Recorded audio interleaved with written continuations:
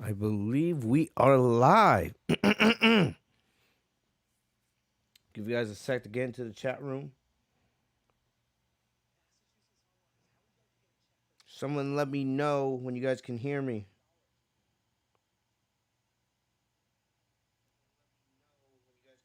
What up, Casey? Casey's usually the first one in the chat room. I gotta give you credit. You're always one of the first ones in here, right? That's dedication right there. That's support, man. You could be watching somebody else, right? You could be watching JD or any of the other podcasts in the community, but every single stream, every time I go live, Casey's always the first one in the chat room, showing that dedication. Shout out to Casey really quick. But looks like we're good. You guys can hear me. We're gonna get into it. We're not gonna waste any time. What up, Rachel? What up, Kong? What up, everybody? Say what's up in the chat. But let's get into it. Yo, what's going on, everybody? It is your boy Fitz TV here, aka G Lauren 33. I'm back here tonight with another episode of the Legit Shoot podcast. Here with your Monday Night Raw review and results for August 16th, 2021. I hope you guys had a great Monday. Hope you guys had a great weekend. It is SummerSlam week, people. It is one of the biggest weeks in the year, right? One of the biggest weeks in the year for us wrestling fans. It is SummerSlam week. And not just, of course, and JD, right as I'm doing my intro, JD from NY goes live, and he has almost the exact same title as my review. Nice. Nice. Anyway, it is SummerSlam week. It's one of the biggest weeks of the year for us wrestling fans, not just because of SummerSlam, right? Not just because of SummerSlam, but we also have, AEW Rampage, right? They made their debut last week, but this week, is a big week for AEW because a lot of people are believing that we could be seeing some big debuts, potentially either the debut of Daniel Bryan or CM Punk. A lot of people believe we could be seeing that on AEW TV this week with either Dynamite or Rampage, right? Of course, AEW is going to want to do something crazy because when most of the wrestling world has their eyes on SummerSlam, AEW wants to have part of that spotlight. So it kind of makes sense if they choose to debut CM Punk, right? CM Punk makes his historic return to the wrestling industry 7 years after leaving WWE back in 2014. If they choose to have him debut this week, it's going to be potentially the most talked about thing this weekend. With everything happening with John Cena and Roman Reigns, Sasha and Bianca, Edge and Seth Rollins, all these big things we're expecting with SummerSlam this weekend, if CM Punk was to make his debut on Dynamite this Wednesday or on Rampage on Friday, it's going to be potentially the most talked about thing no matter what happens with SummerSlam because of how big a star CM Punk is. So that's one of the reasons why this week is so huge because a lot of people are expecting somebody big to debut on AEW TV this week, and we'll keep our eyes on that. But also, man, with everything going on with the world with COVID and the cases, right? SummerSlam is still set to take place in Las Vegas at Allegiant Stadium. Right now, I believe they're planning to have about 50,000 people in that stadium. I originally thought it was going to be 60 to 70,000, but the numbers right now are saying about 48 to 50,000, which is still, right, almost a WrestleMania level type crowd. So it's gonna be crazy. It looks like everything's all set for that, right? I know there were some concerns about Sasha and Bianca Belair because Sasha and Bianca did not appear at WWE house shows this weekend, but all the advertisement is still lined up. There has been no reports about Sasha and Bianca being in danger for this Saturday at SummerSlam, so it looks like we are all good on that front. Sasha and Bianca are still set to go at it at SummerSlam. So that is good news for us. But it's gonna be a big week. It's a big week on the channel. I have a lot. If you guys didn't, we will get to Raw here in a couple minutes, and you guys can probably tell I'm trying to delay talking about Raw because Raw's build for SummerSlam has been terrible. Tonight's show wasn't that good, and the build for Monday Night Raw for SummerSlam has been terrible. And we'll talk about all that in just a sec. But a couple of announcements For those of you guys who missed it, I did do a SmackDown review. I did it late night on Sunday night, just basically 24 hours ago. I was here doing the Monday night, or not the Monday night, doing the SmackDown review, legit only 2 days, legit 2 days after SmackDown had already premiered. And you guys have been showing a lot of support to that review. We spent an hour, nearly an hour. We live streamed for 2 hours, right? A little over 2 hours. But we spent nearly an hour just talking about John Cena and Roman Reigns and the epic promo battle that they had on Friday, right? We talked about Sasha and Bianca and how they've had a solid build. Their build has already been leaps and bounds better than their WrestleMania build. Seth and Edge continued their strong build for SummerSlam. We talked about all that and more. Clearly SmackDown is going to carry SummerSlam this year. The three big matches I've been talking about for the last month, the three big matches on SmackDown, they are going to, carry SummerSlam this year. There's really not much on the Raw side of things that I'm excited for. Yes, Damian Priest versus Sheamus, that could be really good. AJ and Almas against Randy Orton and Matt Riddle. I am a little excited for that because I love the concept and the idea of RK Bro. I love the story that's being told with those two. But other than that, there's really nothing else on the Raw side of things that I'm excited about going into SummerSlam. So clearly, SmackDown carried the SummerSlam build and the SummerSlam pay-per-view. We spent a good amount of time talking about that. So for those of you guys who haven't checked it out already, go check out the SummerSlam, or not the SummerSlam, the SmackDown review. It is live on the channel right now. You guys are, of course, are getting the Monday Night Raw review. For those of you guys watching on the stream, thank you for joining me live, right? Thank you guys for joining me when you guys could be watching another podcaster, right, live on YouTube. Because I know I'm not the only podcaster that is live on YouTube right now talking about Raw. But if you guys are here live with me, thank you guys. Your support means the world. For those of you guys who are watching this on demand, watching this, the day afterwards, I don't forget about you guys at all. You guys are amazing. Thank you for the love and support. It's like I said, it's a crazy week with stuff happening with AEW and SummerSlam. If CM Punk does make his debut on AEW TV, I may do an extra video. You guys know I don't do AEW reviews just because, it's just too much for me personally. It's already hard enough, reviewing Raw and SmackDown every single week. You guys know I don't even do NXT. I don't even do NXT reviews. It's just way too much wrestling to cover during the week, right? You guys know I don't do YouTube full time, so it would be difficult for me personally. It would be difficult for me to put NXT and AEW into, the YouTube schedule because this is not just a wrestling channel, right? I do anime and other, a little bit of gaming here as well. So if CM Punk does make his debut on AEW TV, I may do an extra video just reacting to it or talking about it. I won't do like a full AEW review, but I'll mainly talk about, my thoughts on CM Punk's debut, where he's going, things of that nature, right? But that's only if CM Punk does debut on AEW TV this week. We'll just have to wait and see.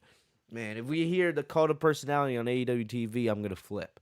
I'll be sad that he's not in WWE, but still, I'm gonna flip if we hear Cult of Personality. There's no way you can, if you don't mark out the hearing Cult of Personality when CM Punk comes out, man. Like I have questions about you as a wrestling fan, but in terms of everything else, I do have a video plan for Tuesday, but I don't know if it's either gonna be anime or wrestling. I still gotta figure out what I want to do there. But on Wednesday, we're gonna have the Dragon Ball Super review. For those of you guys who are my anime fans, right? I'm gonna have the Dragon Ball Super manga review, manga chapter 75. It's a big chapter this month with Vegeta showcasing his new God of Destruction form. So that will be on Wednesday. Thursday, I plan to cover My Hero Academia, because we do have a new manga chapter releasing this week after My Hero was on break. So for my anime fans, expect videos Wednesday and Thursday, and maybe even Friday. Friday, I might do a double upload. Friday, maybe even a triple upload. I'm being serious. I want to do SummerSlam predictions at some point this week. I just don't know when I'm going to do it. So Friday, I may have an extra video for my Dragon Ball Super fans. I may have, a SummerSlam preview and predictions video. I just don't know. It's going to be a crazy week. but make sure you guys watch out because Friday could be a long day. Plus, I want to get the SmackDown review out as soon as possible, right? Because SummerSlam's on Saturday night. It's not taking place Sunday night. So I want to get that review out as soon as I can because, if I was to post a SummerSlam or a SmackDown review late, right, on Saturday, why are you guys going to watch that? You guys are not going to want to watch that because SummerSlam's going to be taking place, right? People aren't even going to be thinking about what happened the night before on SmackDown because everyone's going to be talking about SummerSlam Saturday night into Sunday. So I'm hoping potentially I could maybe get a SmackDown review done on Friday night, all right? Maybe Saturday, early Saturday, but I just don't know. I don't know, but I'm gonna try to get that review out as soon as possible, so you guys have my final thoughts on SmackDown's build going to SummerSlam right before the big show. Saturday night, I'm potentially thinking about doing a SummerSlam watch party, but I don't have an answer for you guys on that. I would probably check social media for those of you guys who aren't following me on Twitter.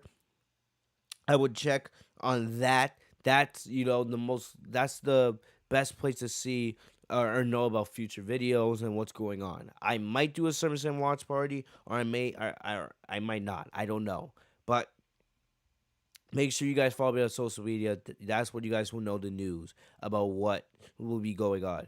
I also don't know if I'm going to be doing a SummerSlam review Saturday night.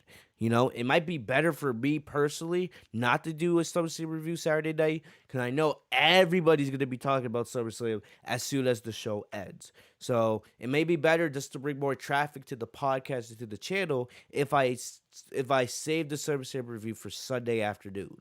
So I don't know yet. Like I said, make sure you guys follow me on social media. That's where I'll update you guys. So if I don't do a SummerSlam review Saturday night, do not panic. I will most likely do it Sunday afternoon. Right? I'm not gonna leave you guys without a SummerSlam review. It's the big show, right? It's arguably WWE's biggest show of the year with everything that's happened with the pandemic. So I'm hoping, if I don't do it Saturday night, most likely Sunday afternoon or Sunday night, that's when I would do the SummerSlam review. And as always, thank you guys for the love and support. Thank you guys for joining me here on the podcast. If you guys are new to the channel, you guys want to have notifications enabled because it's going to be a long week. It's going to be a long week. I have lots of videos planned. So make sure you guys have that notification bell enabled so you guys know when I'm going live, all right?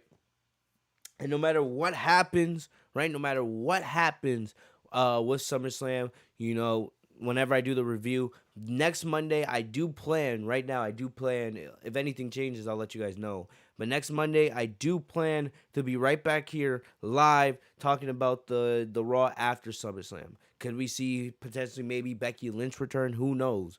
But that's going to be a big Raw depending on what happens at SummerSlam.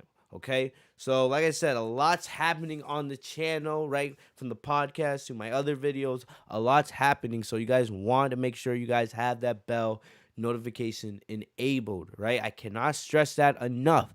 That is the best way to know when I'm posting videos or when I'm going live because it's going to be a crazy week and I don't necessarily have a clear-cut schedule for how things are going to be. So make sure you guys have that bell checked off so you guys know whenever I post or upload or go live. All right? So let me just check the chat room real quick, right?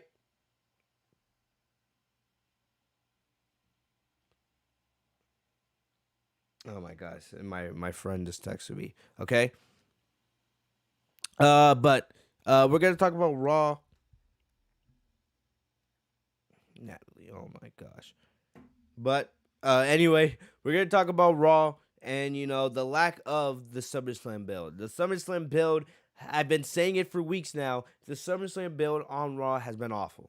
It's been awful, right? You can argue this has been one of the worst SummerSlam builds in recent memory, at least on the Raw side. SmackDown has been decent. The build for John Cena and Roman Reigns, it's been, especially with the promo segment, it's been pretty good, right? Sasha and Bianca, their build has been fantastic. Seth Rollins and Edge, their build, in my opinion, has been fantastic, right? And I have no idea who's going to win those matches. I have no idea who's going to win those big three matches at SummerSlam, right? You want to say Roman Reigns is going to win, but I would not be surprised if Cena gets number 17, right? You want to say that Bianca's going to retain, but the way Sasha's been built, it makes you think that Sasha might win as well, right? It's 50-50 with Sasha and Bianca, and the same thing with Edge and Seth Rollins. Edge is the babyface here, right? And he's lost his last couple pay-per-view matches, so you want to say Edge is going to get a victory by beating Seth, but also it would do a lot for Seth's career and his legacy to beat Edge at SummerSlam, you know? So, like you can make an argument that Seth needs to win at SummerSlam. So right now, I honestly have no idea what to expect at SummerSlam for those 3 matches. On the Raw side of things, to be honest, I don't really care much. The build for SummerSlam on Raw has been terrible. Bobby Lashley and Goldberg, you guys know my thoughts on Goldberg, and we'll talk about it. I hate Goldberg. He does not deserve this opportunity. Goldberg has been in 2 championship matches this year on 2 out of the 3 most important shows. He faced McIntyre for the for the WWE Championship at the Royal Rumble, lost, right? Doing the same normal stuff, and they're gonna do the same type of match with Lashley at SummerSlam. And after tonight, I'm scared that they might actually have Goldberg win. I am terrified that they might have Goldberg win, right? At first, I thought, no, Lashley's most likely going to retain. But for the most part, right after tonight, I'm sitting here thinking Goldberg could actually win.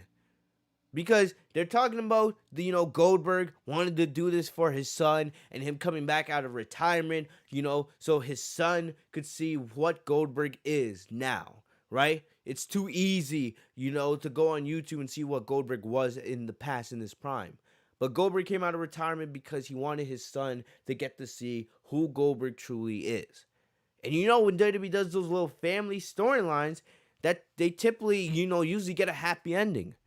So I'm actually scared that Goldberg could be winning against Bobby Lashley. At first I thought, nah, Lashley's gonna, retain, and most likely Big E's gonna cash in.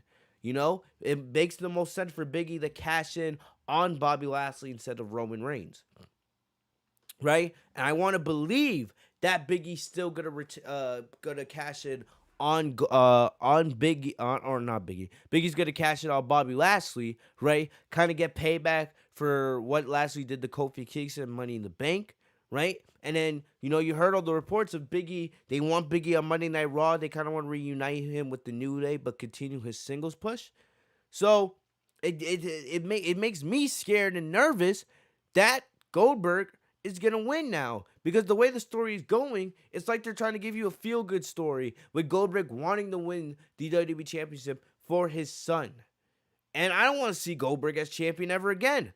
I don't even want to see Goldberg in the ring ever again. Why the hell are we getting Goldberg? We know what he's going to do. It's spear and jackhammer. He can't do anything else. MVP told you what Goldberg's going to do at SummerSlam. They're telling you how the match is going to go. All we just don't know is who's going to win.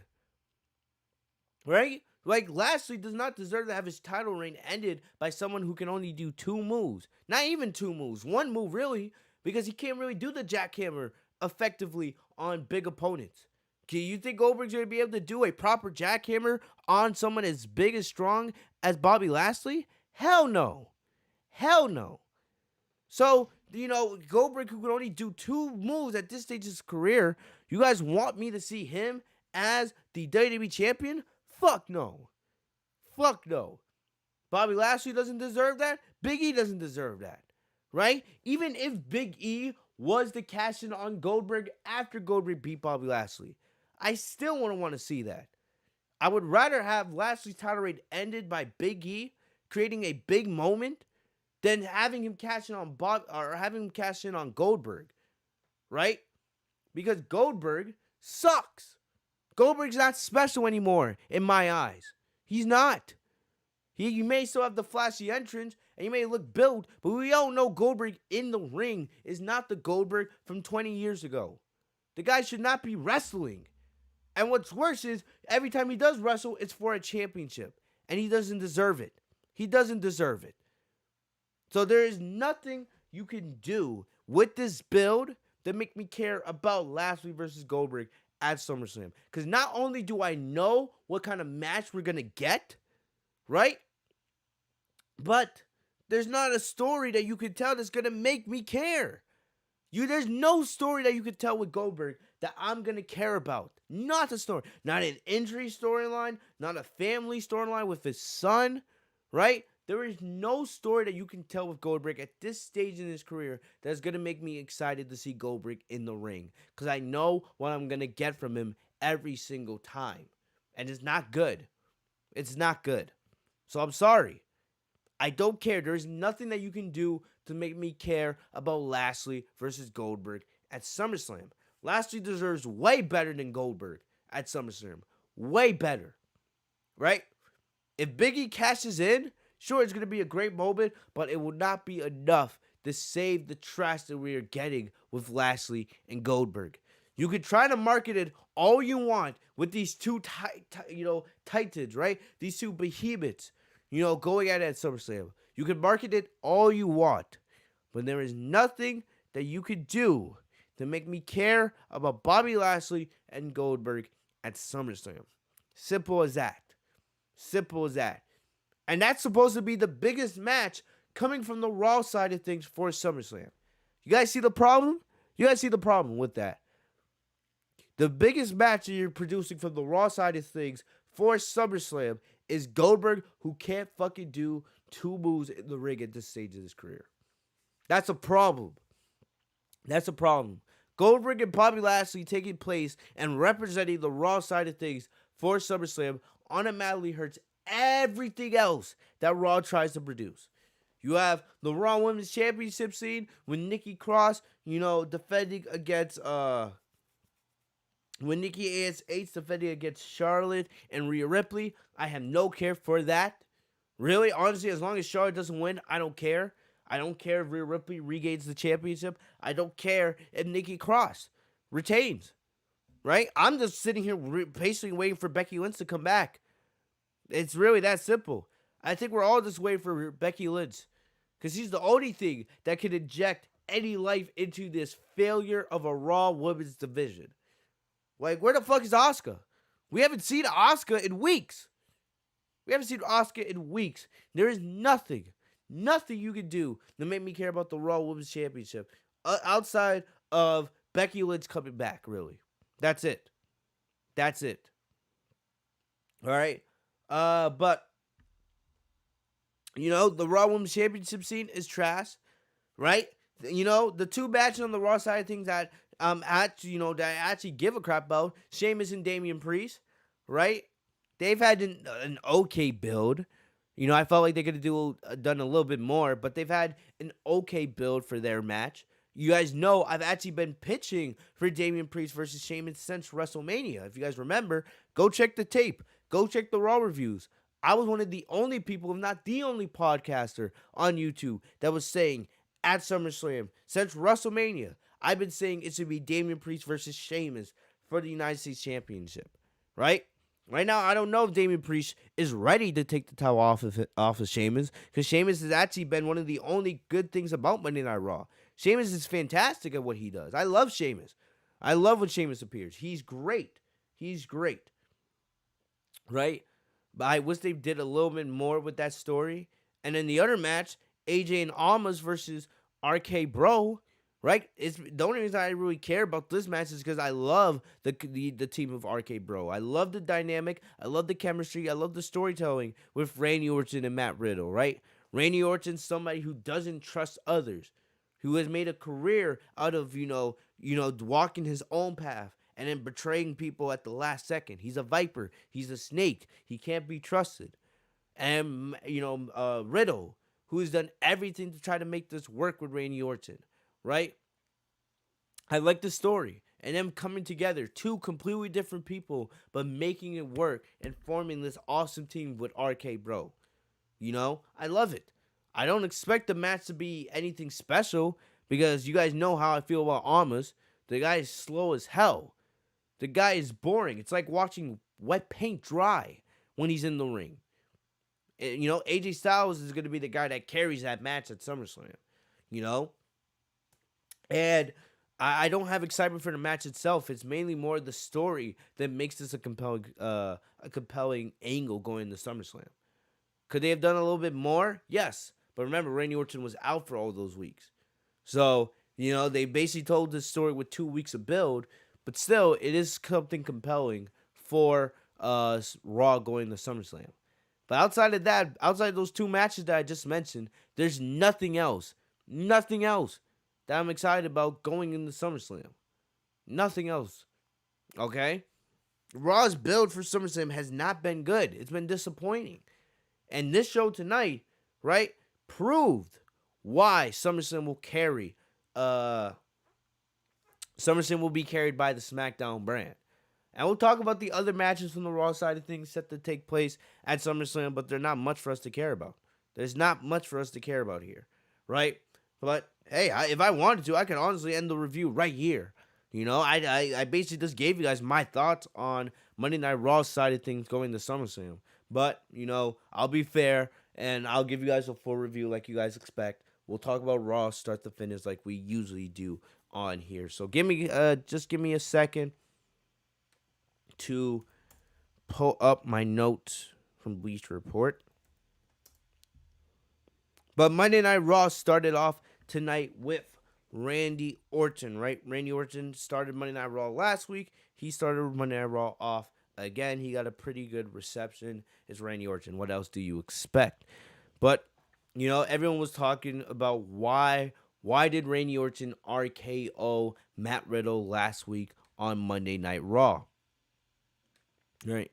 I see people talk about Eva Marie. Don't get me started on Eva Marie. The fact that fucking Eva Marie has a match at SummerSlam. Holy, we'll talk about that in a little bit. But anyway, so Randy Orton came out. Everybody's been asking the question, why did Randy Orton RKO Matt Riddle when Riddle was just trying to help Randy Orton and even the odds against AJ and Amos, right? It wasn't necessarily a surprise that Orton RKO'd Matt Riddle because Orton's made a career out of RKOing people out of nowhere. Friend, foe, or in between, this is what Randy Orton does. He cannot be trusted. He's a viper. He's a snake. That's who Randy Orton is. So, Orton said that he didn't owe anybody an explanation. And remember, Orton was still a babyface. Orton was quietly turned into a babyface last week. Because remember, before Orton was gone for 2 months, before Money in the Bank, right? Orton was still a heel. He was still a heel with Matt Riddle, right? But they quietly turned Randy Orton babyface last week without telling you. You had to notice that Orton was turned into a babyface last week. So Orton would say that, he made a career, out of not having friends. And he's a 14-time champion. He became a 14-time champion for the most part without help, which is true. Even though he was in groups with Legacy and The Authority and Evolution. But for the most of Randy Orton's career, he did things on his own. So, Orton talked about his nicknames, right? Called himself the Viper, the Legend Killer, the Apex Predator. And he said that he didn't have to explain himself to anybody. Riddle joined him, and this was funny. Riddle joined him in the ring and said that Orton hit him with an RKO because he wanted to teach him a lesson, right? He thought that Orton did it to teach him how to hit the RKO properly, which I'm not going to lie, I laughed my ass off on that, right? They really do, make Riddle look like an idiot a lot of the time. I'm going to be honest, Matt Riddle, and this is for my anime fan, Matt Riddle reminds me a lot of Goku from Dragon Ball. For those of you guys who watch anime and you guys have seen DBZ or Dragon Ball Super, right? You guys know how Goku's character is. Goku's the strongest anime character probably in existence, right? He's the face of the anime world, and when it comes to fighting, he's the smartest guy out there. His knowledge of martial arts, is second to none. But when it comes to real life things, the guy's an idiot. The guy's not smart. He's a child. He's an adult child. He's a man-child. That's what Matt Riddle reminds me of. He reminds me of a real-life version of Goku, which is an amazing compliment. Because for my anime people out there, you guys know how much I love Dragon Ball. You guys know how much of a fan of Goku I am. And seeing Matt Riddle portrayed as like a real life Goku makes me, enjoy him so much more. Matt Riddle coming out there and legit trying to make people, make it believable that the reason why he got RKO'd last week was because, he had been performing the RKO for weeks on television while Randy Orton was not there. And it was like Orton was trying to teach Riddle how to do the RKO properly. I laughed my ass off on this. This was hilarious, right? And Orton was like, "You are out of your mind," right?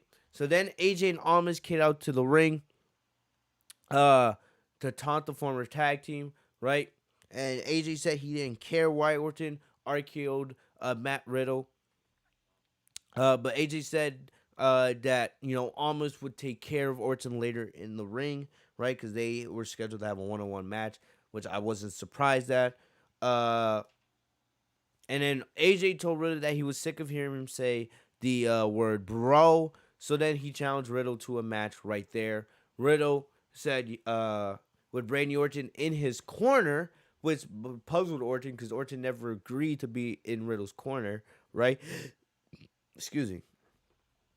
With Orton in his corner, there was no way that he could lose because he was going to hit AJ with the three most dangerous letters in all sports entertainment, the RK Bro. So we came back from break. The match had begun. So Orton stayed for the first couple minutes, but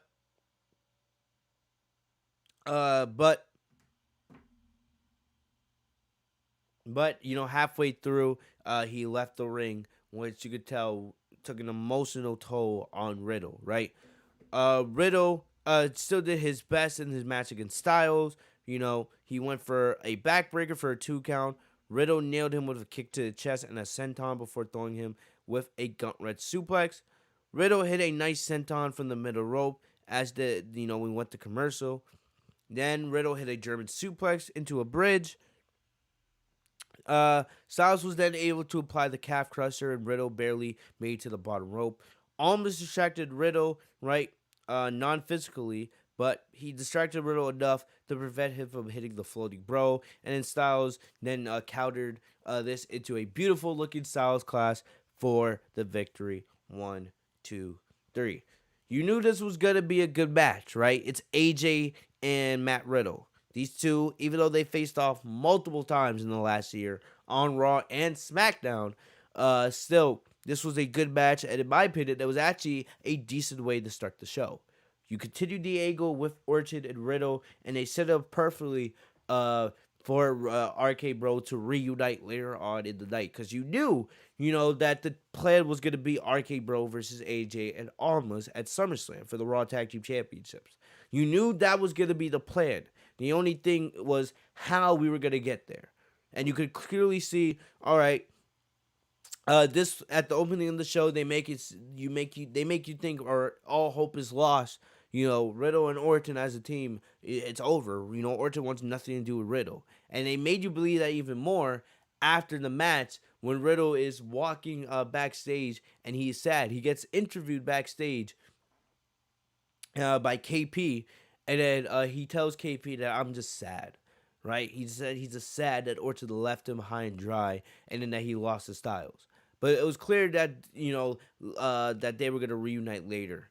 Only a casual would not be able to catch where they were going with this. So this was actually, in my opinion, a decent way to start the show. I will say this. WWE does have this tendency, right? They have this tendency to really be addicted to doing one-on-one matches between tag teams before a big tag team championship match. I don't mind it too much, but I do think WWE does it a little bit too often. Like on SmackDown, you look with the Usos and the Mysterios, right? They've been doing a set of one-on-one matches for nearly the last month. They did Jimmy Uso versus Rey Mysterio. Then they did Jey Uso versus Dominic. And then the next weekend, they did Jey Uso versus Rey. And then the week after that, they did Jimmy versus Dominic. So they had, all 4 individuals face each other in one-on-one matches. And I don't mind that for the most part, right? But I think WWE relies on that too much. We just saw Orton versus Styles last week, and we got Orton versus Almas tonight. Same thing with Matt Riddle. We actually had Matt Riddle versus Almas a couple weeks ago, where Almas destroyed Riddle, and then this week we had Styles versus Riddle, a match that we've already seen in the past. I do think WWE needs to fall out of this trend because I do think they rely on that way, way, way too much. Way too much. Okay? But you know, I don't. But I think that we need to find more ways to be more creative with their tag team feuds. Don't just do one-on-one matches between tag teams that are feuding. There's other ways to be creative here. There's other ways to be creative with your tag team feuds. I'm noticing that WWE's doing that a little bit too much. Okay, so moving on, I'm actually gonna skip ahead a little bit with the show. I'm gonna go right for Orton and Almas, right? And they've been building. Remember, Almas has been uh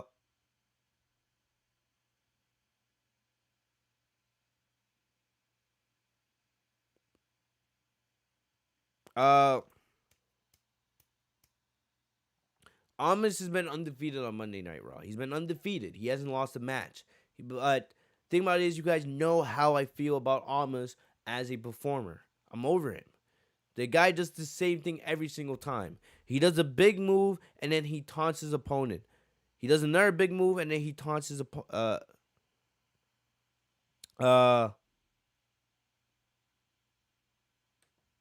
he does a sorry, I'm getting my words mixed up. But he does a big move and then he taunts his opponent because it's like he doesn't know what to do next. It's like he doesn't know what to do next, and it bothers me. It really bothers me because I want to like Almas, but you can see that he's nowhere near where he needs to be an effective big man because Vince has this addiction with big men. Doesn't matter how much they suck, when he just looks at their appearance and he'll push them to the moon, right? And we've seen that, with Braun Strowman. We've seen that with the Great Khali. We've seen this with how many big men in the past, and Almas is just another guy falling, into Vince McMahon's sight, and Vince has become addicted with him. Vince should know that Almas is not that good in the ring, but he keeps pushing him because he's a big man, and the big men are one of Vince's things, and of course blonde females, but Almas is the same thing in the ring all the time. It bothers me. AJ Styles is clearly the guy that carries that team. In their matches, AJ carries for the most part, and then Almas comes in to hit a couple big moves, and that's it. That's it. So, uh, so we get the match here. I'll give Orton credit. Orton did a good job of putting Almas over. As even though this match sucked, the match sucked. You could tell Orton was trying to put Almas over. Orton got very little offense in, very little. Almas dominated him. And remember, this is a future Hall of Famer, an all-time great, Randy Orton, and he was getting dominated by Almas. It looked like Orton didn't even belong in the ring with Almas the way Orton was allowing Almas to dominate him. So I will give Orton credit for trying to put Almas over. Clearly, the match ended in no contest because, remember, Almas is still undefeated, right? And it looks like WWE doesn't want him to, have his big loss, his first loss, yet. Maybe after, maybe once Styles and Almas lose the Raw Tag Team Championships, then maybe we'll see Almas lose his first match. But tonight, you kind of knew that tonight was not going to be the night that Almas suffered his first loss. So instead, the match ended in a no DQ, right? Because Styles attacked Orton when he thought the ref was looking, but the ref caught him and then called for the bell to declare DQ. So then AJ rolled Orton back in the ring and told Almas to finish him. He brought Orton back out and threw him to the barricade. Then it looked like AJ was going to hit a phenomenal forearm on Orton, but then Riddle ran down, right? You would think Riddle would kind of, want to stay away from Orton after Orton walked out of him earlier in the night.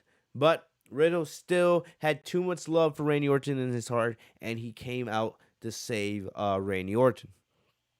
So he sent Styles out of the ring. He kicked almost off the apron, right? Styles tried to go back after Riddle, but almost took his partner and they just walked away. So then Orton got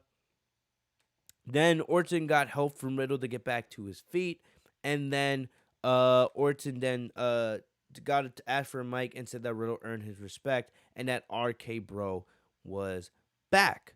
Also, Riddle made a declaration that he wanted him and Orton to challenge AJ and Almas for the Raw Tag Team Championships at SummerSlam, right? And then we came back from commercial break, and the match was made official. So this was actually really, really good. This was one of the only good things on this show tonight. The start of the night with the downfall of RK Bro, right? Orton making it known that he has no intentions to bring RK Bro back. And then later on the night, right, Riddle earning Orton's respect by even after Randy Orton turned his back on it, Riddle saving him from AJ and Almas. That earned Riddle respect in Orton's eyes, and now the two are back as a team. This was done perfectly. And now the match is set for SummerSlam. RK Bro versus AJ and Almas for the Raw Tag Team Championships, right? Honestly, I don't know who wins. Because look, you could say maybe WWE can make the ascension or the road to RK Bro winning the Raw Tag Team Championships a little bit longer. Maybe they could save that for Clash of Champions if they want to. They don't have to do the tag team title change at SummerSlam. But honestly, I don't want to see AJ and Almas, as a team anymore. You guys know I don't care about Almas. So I feel it could be a bigger moment, of course, if they did it at SummerSlam, because RK Bro is actually widely popular. There's a lot of people that wear the merch of the team, and that's the dynamic of Riddle and Orton. People love it. So I don't know who wins. If AJ and Almas lose and drop the titles to RK Bro at SummerSlam, I'm not going to complain. But I would not be surprised if something happens at SummerSlam, maybe like a miscommunication, and then they decide to save RK Bro winning the Raw Tag Team Championships for Clash of Champions. Maybe. But we'll just see. I don't really have a preference. As long as this ends with RK Bro winning the Raw Tag Team Championships, I'm fine. I don't really care when they do it. SummerSlam Clash of Champions, it doesn't matter to me. But this was probably the best thing on the show. I'll give WWE their credit for doing that. All right, let me look in the chat real quick. Holy shit, what the fuck's going on here? What the fuck? Damn, the chat's got rated. Holy shit, we got Geekdom 101. What up, Danny? All right, Danny asks us, where's Sasha Banks? This is a Monday Night Raw review, right? We saved the GOAT for Fridays. The GOAT's on the A show, We got, of course, we got Accelerator, man. He's always trolling. It's Framework. Yeah, yo, Danny, I got a request. Change my name on the Discord server, all right? Like, most of the time, I don't care when my name is, like, Charlotte #1. Like, no, I don't care. But don't call me by another name. Like, Frank. No, like, come on. Don't call me by Frank. I have an actual name. But, Danny's like, Orton. Randy Orton, right? So, we got Starblast Studios in here. Oh, my gosh. I'm more over than Sasha. Wrestling is fake. Oh, we got Madoshi. We got 18-year-old Majosi in here. Wrestling is for babies. Golly. But Fitz hates his fans. Oh, my goodness. Edward, these are just people from a Discord server that I'm in. All right, of course it was Accelerator's idea. Anytime that I see Accelerator comment on one of my videos, I know what's going on in the Discord. I know. He probably goes into the general chat and is like, oh yeah, Fitz is live right now. Let's go raid him, right? Or let's put some nasty comments in his comment section. All right? You will stay that name because I told you. Because I said so. Oh, damn. Okay. Okay. All right. But change my name in the Discord, please. That's my only request. Frank Monk, then, now, and forever. What the fuck? What the fuck is with y'all today? All right, but anyway, I'll keep up with the chat now that I see you guys are in here. But that's my thoughts on the whole RK Bro situation. All right, that was the only real good thing on the show. Let's go back up. We had, and this is interesting. We had Nikki ASH versus Rhea Ripley. Okay, and there's been a lot of talk in the community. A lot of people have not been happy with Nikki Cross, not because she did anything particular, but there's been videos from house shows this weekend of Nikki getting booed, right? And there's a lot of people that are not. This is the problem. You changed Nikki's gimmick, right? You've changed Nikki's gimmick multiple times, on the main roster. Nikki's gimmick in NXT was perfect. I tell people all the time, go watch the Nikki Cross versus Asuka match. It's actually on WWE's YouTube channel. Go watch that match. That symbolized how great Nikki Cross was in NXT. She got caught up to the main roster, right? Then you paired her with Alexa Bliss. You changed her gimmick where she started dressing like Alexa Bliss, right? Then once you split them as a team because Alexa went on to be with the Fiend, you changed Nikki's theme song to some garbage country song, and then you gave Nikki this superhero gimmick, right? And then all of a sudden, 3 weeks into her having the gimmick, you gave her Money in the Bank out of nowhere in what was a very, very bad ending to that match. The match added randomly out of nowhere. You have everybody fighting on ladders, and then Nikki Cross comes out of nowhere, and she grabs the woman's Money in the Bank briefcase. And then after that, you have her win the Raw Women's Championship scene with 2 minutes left on Raw. You don't even give anybody time to digest Nikki's victory, because right after she won the title, the show ended. So it was like you didn't really want us to care about the title victory that much, because you ended the show right after that. If that was almost anybody else, you would have gave us a couple more minutes to see, them celebrate with the crowd. You didn't really present Nikki Cross as a legit champion. Then what's worse is you have Nikki Cross lose. To Charlotte a week later in one-on-one action. In the main event of Raw, you had Nikki lose to Charlotte 1 week after just winning the Raw Women's Championship. You guys already know, right? And I see Casey and Madosi going at it in the chat. Don't worry, Casey, you don't gotta take Madosi seriously. Don't take him seriously, right? It's hard to take him serious with some of his Dragon Ball takes. Shots fired. I'm just joking with you, Madosi. He's actually a pretty chill guy, but he's actually a pretty chill guy. All right, I'm just joking. All right, you guys wanted to raid my stream, so I gotta fire a little bit of shots here. You know what I mean?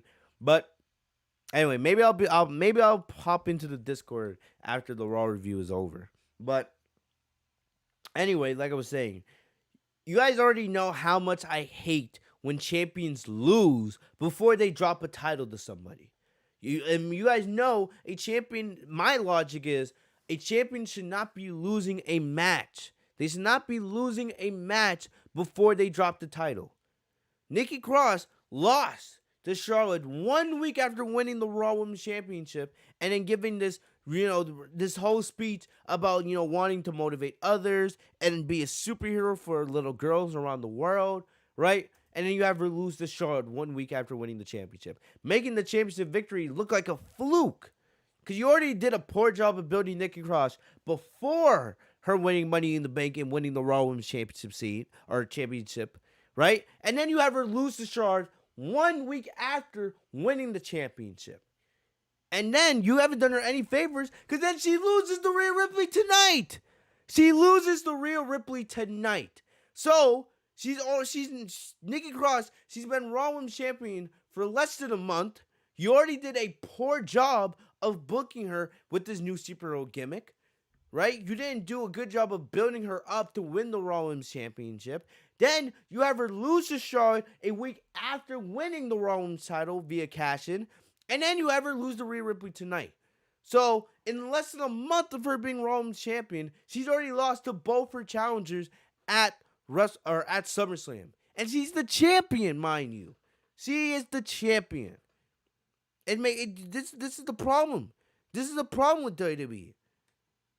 They don't book their champions correctly. 50-50 booking. Why the fuck will we care about Nikki Cross when you've done nothing to make us care about her as champion? You've done nothing to make us care about her as champion. It's sad. It truly is sad. And it bothers me to such a degree. Because you can't just give someone a belt and think that's going to fix everything that's gone wrong with them in the past. You can't. You can't. Right? You should have built Nikki Cross up if you wanted her to be Raw Women's Champion and make us actually believe that she's actually going to be a credible champion. Because most people don't see her winning on SummerSlam. She's the champion and nobody has her winning. People either see Rhea Ripley regaining the title or people see Charlotte getting another championship, which I don't want to see. You guys know how much I hate Charlotte. And who wants to see Charlotte win another championship 1 month after she just had a 24-hour reign? Right? Just because WWE wants Charlotte to be the most, the greatest women's champion in history, where she's nowhere close. She's nowhere close. I say this all the time. Someone name me a memorable Charlotte title reign. I say it all the time. And I almost never get an answer because nobody can remember a good Charlotte championship reign. It's that simple. It's that simple. Okay? I'm looking in the chat. Look at people say Nikki Cross's superhero gimmick is trash, right? People say Nikki got buried even more tonight. Right? Tiandre says, as JD would say, Nikki trash. Like I said, everyone sees it. Right? Yes. So Nikki got booed at a house show. But remember, it was in Charlotte, North Carolina. It was in Charlotte's hometown.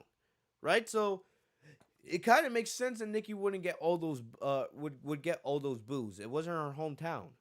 But still, WWE has done a poor job of building up to Nikki Cross becoming champion, and they've done a poor job with Nikki as champion. You know, Nikki, in my opinion, I don't want to hate on Nikki Cross because she's a sweet person, and she deserves to be booked better. Her Raw Women's Championship reign deserves to be better, right? And I think she's most likely losing that title on Sunday. I would be shocked if Nikki walks out of SummerSlam as champion. I'd be shocked, right? But in my opinion, Nikki should have never won Money in the Bank. Not because I don't like her, but it would have been better if Liv Morgan won at Money in the Bank. Liv Morgan, in my opinion, or Naomi. Liv Morgan and Naomi. One of those two should have been the one to win the Money in the Bank briefcase. It shouldn't have been Nikki Cross. I'm sorry. It should have been. If WWE thinks that giving Nikki Cross a short Raw Women's Championship reign is going to be better for her career coming out of SummerSlam, sadly, it's not. It's not. It's not going to happen. You know, it's not going to make Nikki into a bigger star. It's just going to be, she held the title for a couple weeks, right? And that was it. If Nikki retains at SummerSlam, there's a very small chance that, maybe they can fix and right the ship with this Nikki Cross storyline. But, if Nikki loses, she's going to go right back to catering. All right? And people are just going to be like, wow, remember when Nikki Cross held the Raw Women's Championship for 1 month? Right? They gave her a feel-good moment, and they did nothing with her. That's why I'm scared it's going to happen to Nikki Cross at SummerSlam. I don't think Nikki's going to win. If she does win, I'm happy for her. Even though WWE has done a horrible job of booking her and presenting her as a credible champion. And even if Nikki was to win at SummerSlam, right? If Becky let's say Becky returned at SummerSlam or the night after on Monday Night Raw, right? Everyone would have Becky take the title off Nikki right away. So, who knows? Who knows? But WWE, this is on WWE for failing to book Nikki as a credible champion and presenting her better. All right. So, like I said, they did Nikki versus Rhea Ripley tonight. They had Charlotte come out on commentary. This match wasn't bad or anything. It just wasn't anything special. You guys hear me say this all the time. So, Nikki did a tornado DDT. Rhea caught her in a crossbody and hit a Northern Lights suplex for a near fall. I will say this, Rhea is getting positive crowd responses. She's actually, it looks like she's actually kind of over, which I'm happy because the way Rhea Ripley was originally presented on Monday Night Raw was terrible. But it looks like she's kind of falling into a little bit of a groove now.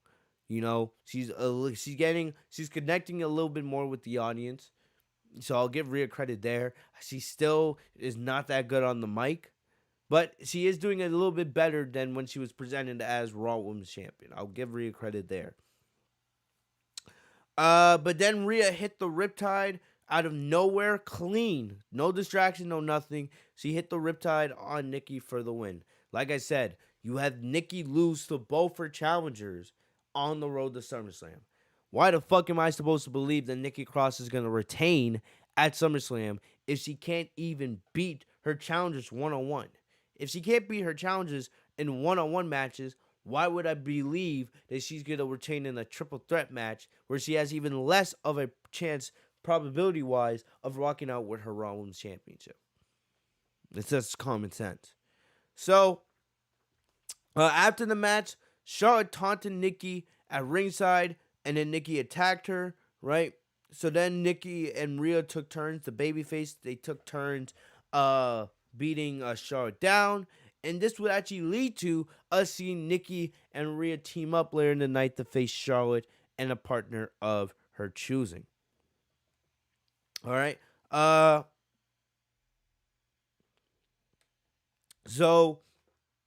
We got the match later on in the night. Like I said, I'm going to skip ahead and talk about it now just to get out of the way. So, we got the match later on in the night, and the match sucked. Because guess who came out, right? The one person worse than Eva Marie came out. It was Nia Jax. Nia Jax came out, and she was Charlotte's partner. I honestly thought it was going to be Eva Marie for a sec. I really did. But it was Nia Jax. Nia came out, and she was Charlotte's partner. And like I said, the match was not good. Nikki got beat up for most of the match as Charlotte and Nia took turns with punishment. They inflicted punishment. And all of a sudden, Nikki was able to tag in Rhea for the hot tag. And, Nikki did her thing, clotheslining Charlotte everywhere. So then she hit a Northern Lights suplex for a 2 count. Then Jax tagged in and took control. Charlotte, Nia actually hit the Samoan drop and then was going for the splash off the middle rope for the win. But Charlotte tagged herself in and then hit natural selection on Rhea for the win. So there it is. A perfect example of 50-50 booking.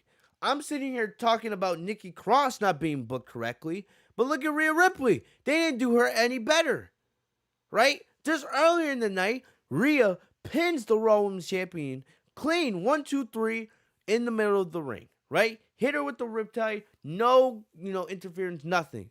That's to give her all the momentum going into SummerSlam as she just beat the champion. So then, later in the night, you have her pinned by Charlotte. Pinned by Charlotte.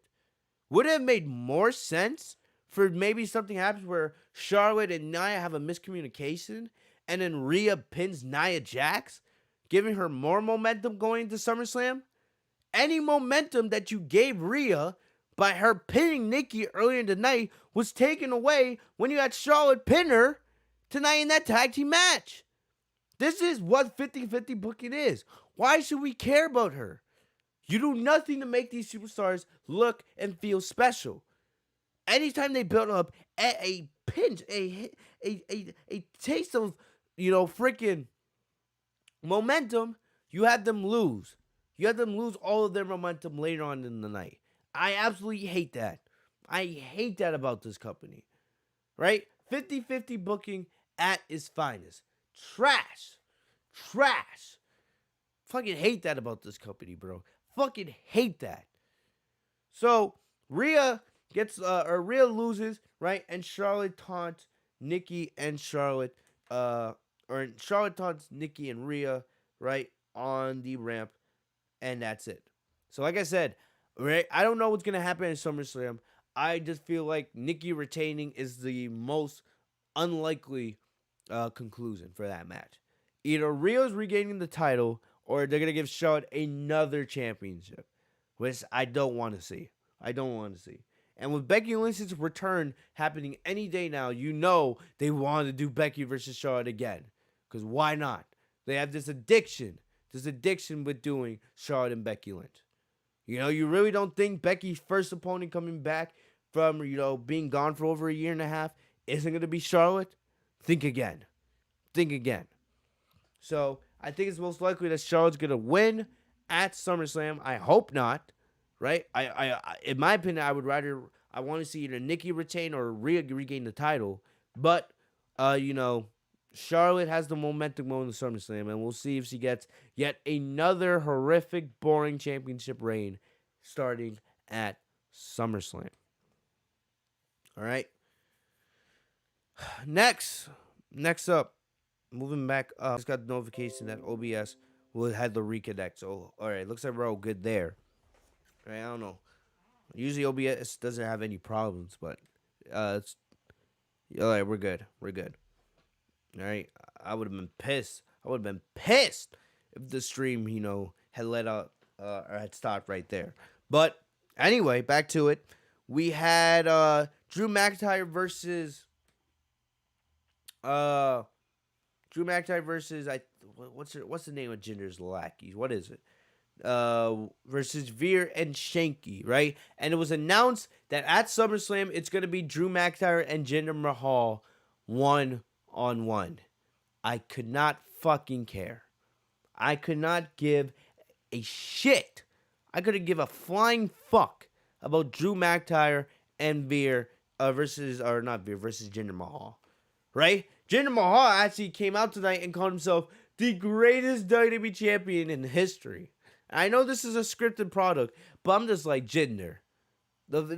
Even you know. You even knew when you saw the script that they had you saying that tonight. You had to be like, really?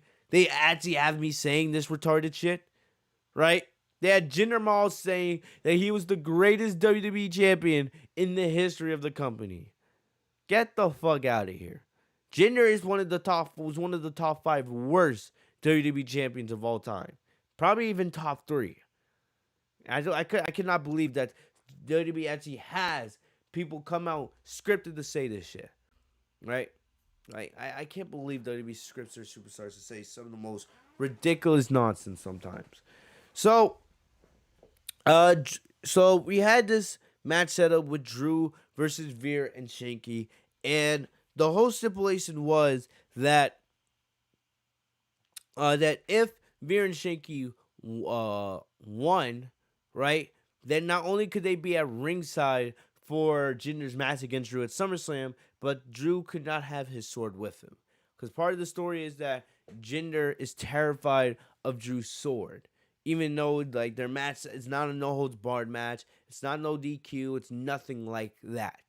Right? It's nothing like that. And if Drew won, Veer and Shanky would be banned from ringside, and it would just be Drew and Jinder 1-on-1. Even though WWE has done nothing to make you believe that Veer and Shanky are an actual threat. They're jobbers. Just with Jinder Mahal. That's it. There's nothing special about them. Nothing. Okay? Drew has dominated Jinder with this story. And the story is that Drew wants payback on Jinder for Jinder costing him the Money in the Bank briefcase and Drew's final shot of trying to regain the WWE Championship. And Drew is now taking all of the energy that he had in going for the WWE Championship, and he's taking that energy and he's directing it at Jinder. So basically, Drew's had the upper hand on Jinder now for weeks. Absolutely dominating him. All right? Absolutely dominating him. So, So we got the match. The match here was nothing. It didn't mean anything, right? So Shanky got a little bit of offense in on Drew, but and then he nailed a big boot on Drew, and then Veer tagged himself back in. So then Drew did his comeback and hit Shanky with a Michinoku driver. He spiked Veer with the Future Shock DDT, and then he did the classic the 3, 2, 1, and then set up the Claymore kick for the win. All right, let me see if I can find Drew's promo for after the match here. Let me see if I can find it. Give me a sec here, guys.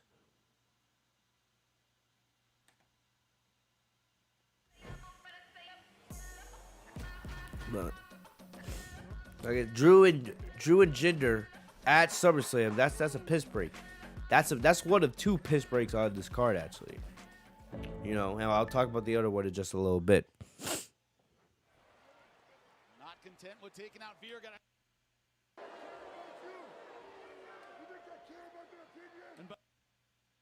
You screwed me over Money in the Bank. Veer and Shanky have different plans at SummerSlam. They ain't going to be ringside. Drew McIntyre. What did you think was going to happen when you screwed me over at Money in the Bank? My last chance to get my WWE Championship back.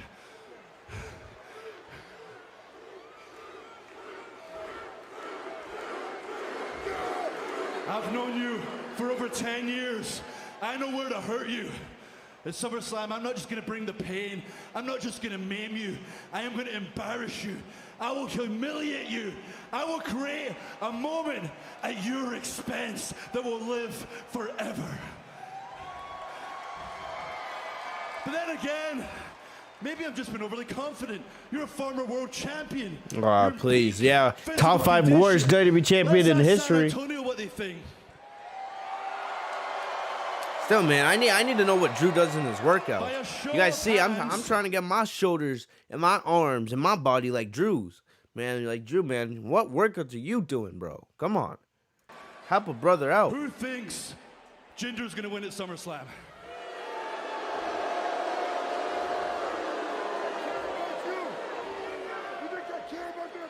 And by a show of hands, who knows Drew McIntyre's going to win?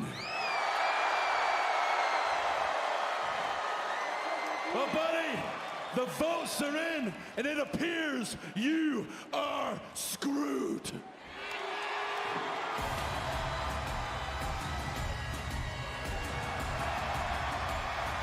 There it is. Like I said, this is a piss break at SummerSlam. This is a piss break. The only reason why this match is happening is because there's no way WWE's going to have one of their top baby faces and Drew McIntyre not on the card. That's it. This is like when we had John Cena versus Baron Corbin at SummerSlam a couple years ago. All right? The only reason why this is happening is because there's nothing else for Drew to do at SummerSlam because he cannot challenge for the WWE Championship. You know, they're just trying to keep Drew busy until the WWE draft because I believe Drew's getting shipped to SmackDown and he's going to be put directly in the hunt for the Universal Championship. That's what's going to happen with Drew. Okay? So, I expect Drew to absolutely run through Jinder Mahal at SummerSlam. I don't care for the match. I would, if I was not watching SummerSlam live, I would skip the match. I have no interest in this feud. This is just to keep Drew busy. I 100% expect Drew to absolutely run through Jinder Mahal at SummerSlam and pick up an easy victory. Okay? And that's that. Next up, we had the debut of Moist TV. Moist TV. And you guys remember last week, we had the announcement of Sheamus and Damian Priest taking place for the United States Championship at SummerSlam. A match that I actually am very interested in. I've been saying this match has been taking place since WrestleMania, right? But, ongoing with his feud with Sheamus, Damian Priest has been feuding with Miz and Morrison, right? And what's crazy is if you guys actually think about this, Damian Priest has been feuding. He's actually been feuding with Miz and Morrison since WrestleMania. Because remember, this started with Bad Bunny. This started when Bad Bunny was on TV back in the Thunderdome, and then it transitioned into the mixed tag team match, or not the mixed, the tag team match at WrestleMania, which actually was one of the best parts of WrestleMania because of how Bad Bunny performed in the ring. And ever since then, Priest has been feuding with these guys. Remember they had that horrific like zombie match. And I think it was like WrestleMania Backlash a couple months back, and they've been continuing this all summer, which is absolutely insane. There is absolutely no story here. There is nothing to care about. Nothing for anybody to care about here. And the fact that this has been going on since WrestleMania for 4 months, even a little bit longer than that, really, right? For 4 or 5 months it's been going on. The fact that this has been happening, it bothers me a lot. A lot. All right? I don't understand why, WWE is choosing to continue with this storyline. Last week, of course, we had the reveal that Miz had been medically cleared, right? From, I think it was an MCL injury. He had been healed and been medically cleared, right? So, tonight on Moist TV, right, which is just Morrison's version of Miz TV, right? They had, like, the ring with, like, the water objects, some floaties, I like John Morrison. I don't hate John Morrison like a lot of other people. And I kind of, I find the Moist gimmick kind of hilarious. It's kind of comedic, right? Him calling himself, like the thirst god and all this, and the most moist, in WWE. It's kind of funny. It's kind of funny. But Morrison basically just wanted to, get inches out of The Miz. So The Miz joined him. The Miz went in for a hug, but Morrison did not return it. So Morrison was like, all right, let's get into the hard-hitting journalism. Let's get into the big questions. So the first question he asked was, what was The Miz's favorite movie? And The Miz said all of his starring roles in the Marine series. And then and then Morrison was like, oh, all right, so your favorite movie was the movie where you did, the most acting. And then he went right into saying, so were you acting to be injured all those months? And then Miz said that he wasn't a liar, and Morrison should know that better than anybody. Of course, Damian Priest came out. For what reason, I don't know. Why these guys been still feuding after 4 months? Why the hell does Damian Priest care about Miz and Morrison? Why does he care about if Miz was faking his injury or not? Right? Priest should be focused on trying to win the United States Championship from Sheamus. Sheamus, who's actually been pretty damn dominant. Sheamus, who's been one of the only bright spots on Monday Night Raw, in my opinion.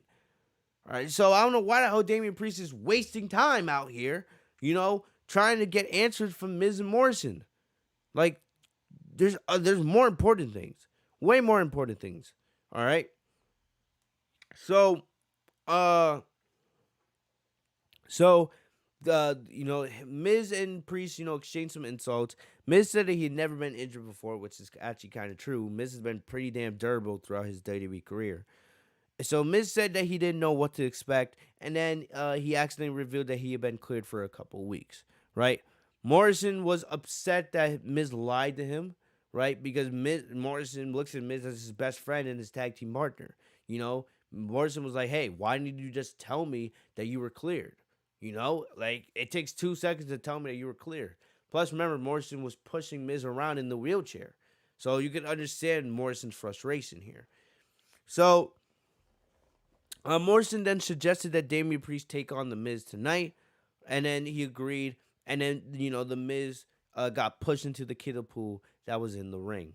So then we come back from commercial. Sheamus, the U.S. champion, the guy that Priest is facing this Sunday at SummerSlam, the person that Damian Priest should be focused on at SummerSlam, right? He came down to the ring to watch from commentary. The Miz tried to give him a high five, but Sheamus refused. Priest attacked him from behind and brought him back into the ring. So Miz pretended to fall on his bad knee so that he could hang Priest up on the top rope, right? So then Morrison acted like he was going to give Miz a hand with a dripstick, but then he pulled it back and walked away. So they teased some tension here with Miz and Morrison, right? This could be like the end of these two as a team. Priest loved him with a clothesline. Then, surprisingly, which I found is pretty cool, Priest did Sheamus's Bro kick, which sent Sheamus into a fury. Sheamus was pissed. He was outraged by this. He saw this as very disrespectful by the half of Damian Priest, while Priest was just trying to send a message to Sheamus going to SummerSlam. So, Priest gets the victory. I pray that this is the last time we see Priest in the ring with John Morrison or The Miz. Please, no matter what happens with Priest and Sheamus at SummerSlam, move these two on to something else. Move these two on. I do not want to see another match at all with Damian Priest and The Miz and Morrison. It's ridiculous that these three have been feuding with each other for this long. Please move them on to something else. Please. So, let me see if I can pull up Sheamus' promo. Because Sheamus, you guys know, Sheamus has been one of my favorites on Monday Night Raw. He's actually been one of the only good things about Monday Night Raw these past couple months. All right? So, let me see if I can find it here.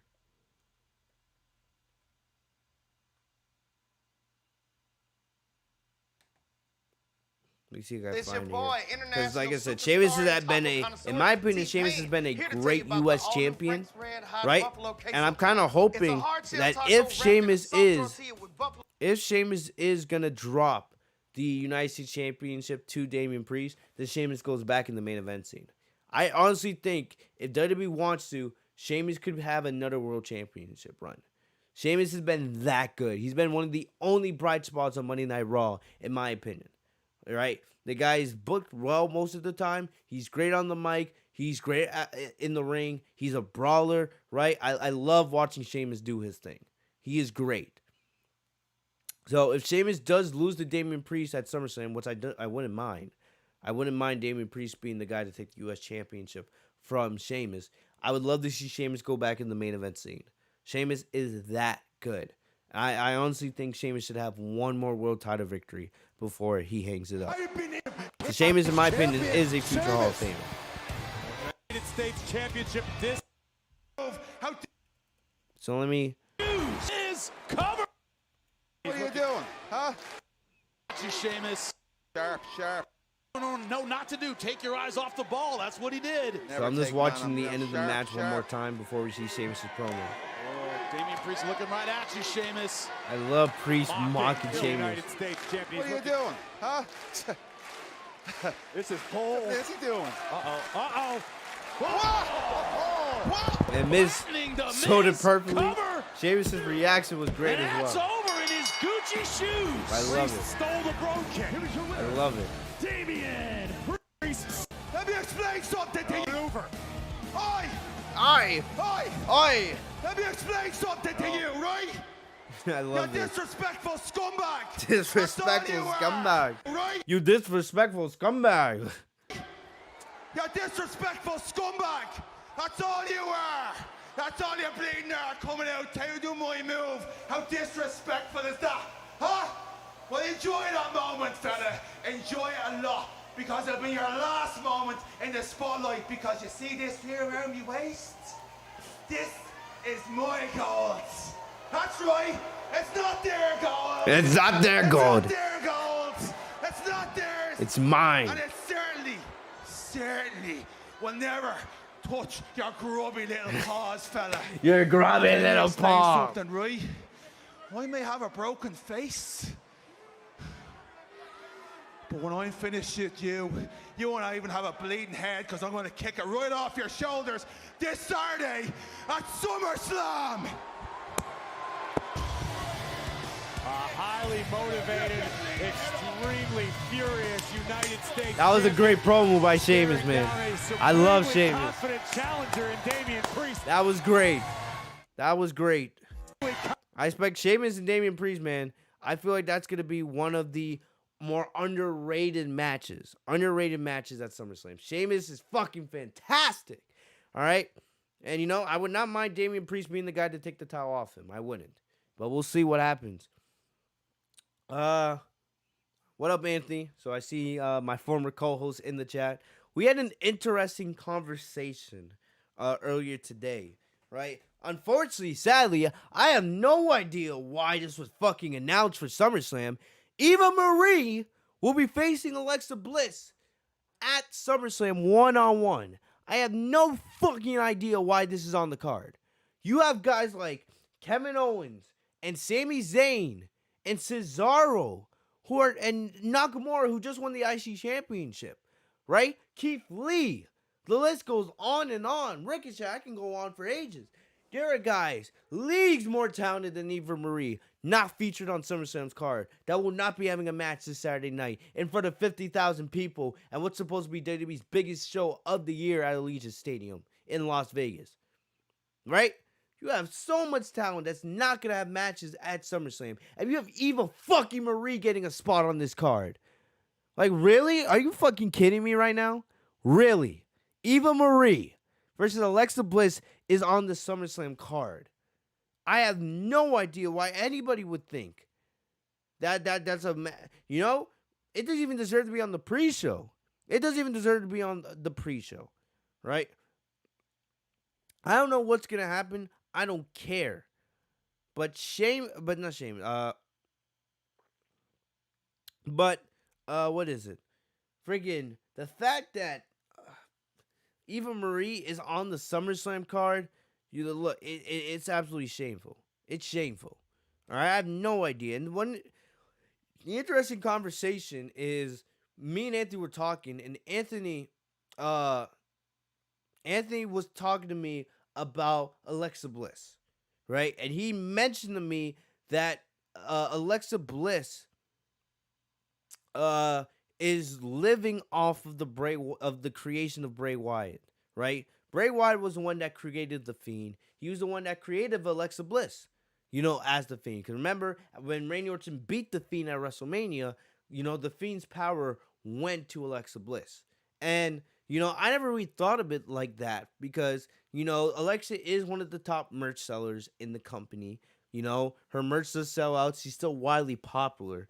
But, I thought it would be interesting to think I thought it would be interesting to think about, is Alexa Bliss doing a disservice to Bray Wyatt in a way by continuing the character?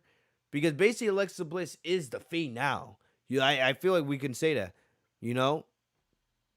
Alexa Bliss is the Fiend now, and she's the merch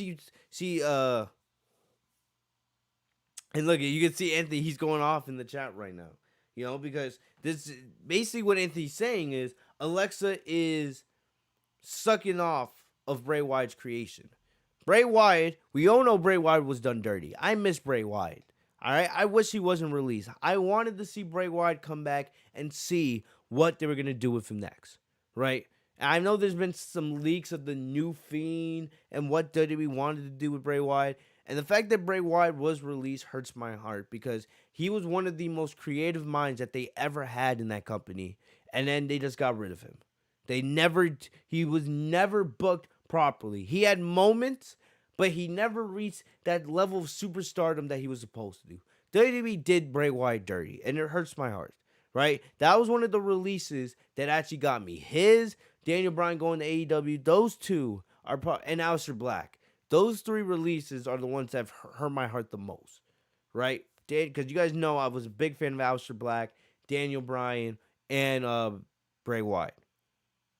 So, I wanted to ask what you guys thought. Is it bad that, Alexa is continuing the Fiend character, especially now that Bray Wyatt is no longer in the company, right?